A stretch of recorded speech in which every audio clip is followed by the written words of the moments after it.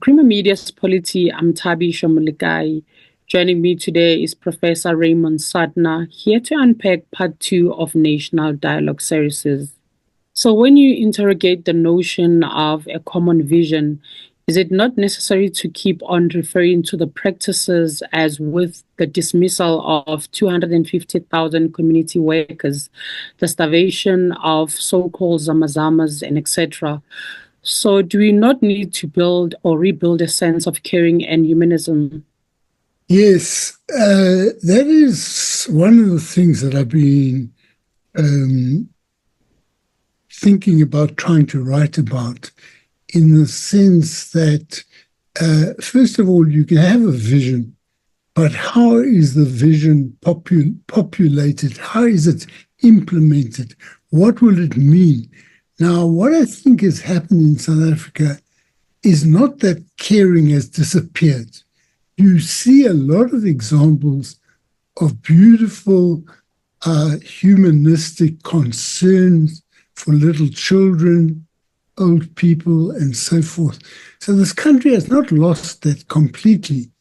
But at the level of leadership, in a number of areas, you have incredible callousness towards the people who have been starving in the Stilfontein mine, for example. You have this incredible callousness of dismissing 250,000 community workers. And I was trying to work out what are the words that we need to imbibe. And one of the words is care, but the word care also relates to relationships and responsibilities and love and friendship. All of these words are part of what we've grown up with, but we have perhaps sidelined it. When you get to work, you think there's no place for consideration. I've got a job to do, things like this. And I think we've got to reinculcate those notions and the notion of humanism and what I said about universalism. But care is very important, not just in politics. It's important in our personal relationships in general, that we don't hurt people, that we help people and we care for them, and we start to love some people. And you stress the need to involve people at the bottom, in a sense, a form of popular politics focusing on the national dialogue. So how does that happen? Well, what you've got at the moment is that nothing is happening except some leading figures in society, the president, deputy president, Thabo Mbeki, former President Thabo Mbeki, and these foundations are making statements, and they are talking a similar language in the case. I've not heard an elaborated statement from Deputy President Mashatile. However, what you're getting the impression is at the top, there's a coalescence of ideas. They've got more very similar ideas. But who is this national dialogue for? Is it for those who talk to one another normally to get together? They say, no, it's for everyone. But everyone, you've got a plan to have everyone. If everyone is going to mean this year, it's a lot of planning to do.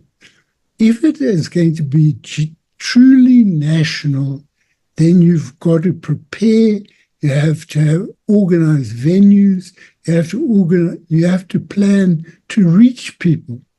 People in the north of the country, in the Venda-speaking areas, to get there and to organize requires that you have people who can speak the language, insofar as very many people don't speak English or certain other African languages. And you've got to think it out. And I was saying it's not something for the leaders alone.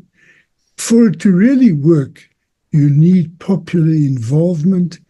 And in some ways, popular organization has been ditched, except for a few organizations like Abakhlali, Equal Education, and there's hardly many more to name. There needs to be much more popular involvement in this type of thing, if it is to be national, not just national in name. Also, you speak of the national dialogue process as state-driven.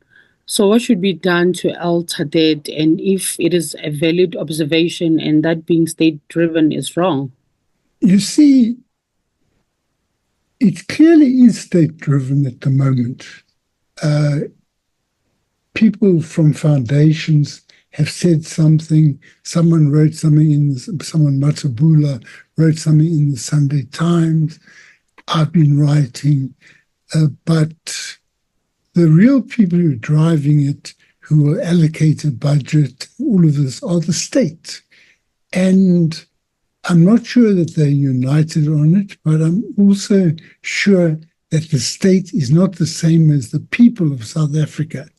And unfortunately, one does not have a lot of people engaging in popular organizations advancing some ideas for what they understand the national to be and what they understand, what they want to get out of a dialogue with one another. Because there are a lot of things that need dialogue in South Africa.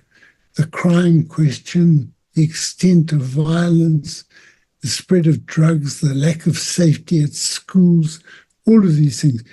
On the other hand, I must say it's amazing to have matric results like these. About 10 years ago, I would have expected them to be putting question mark even on 50%, but 87%, 100%, and all of that. So schools seem to get good results, but very many of them are not safe. That was Professor Raymond Suttner speaking to Creamer Media's Polity about part 2 of National Dialogue Services.